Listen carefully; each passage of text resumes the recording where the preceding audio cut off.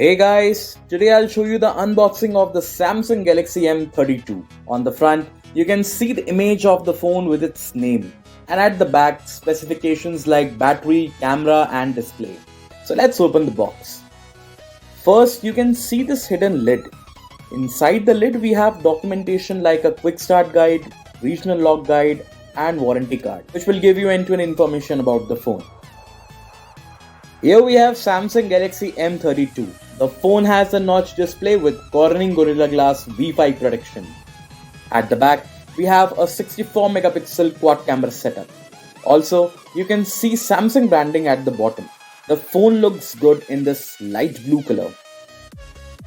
Next, we have a USB Type-C cable for charging the phone and transferring the data, and a 2-pin wall charger with 25 watt of fast charging.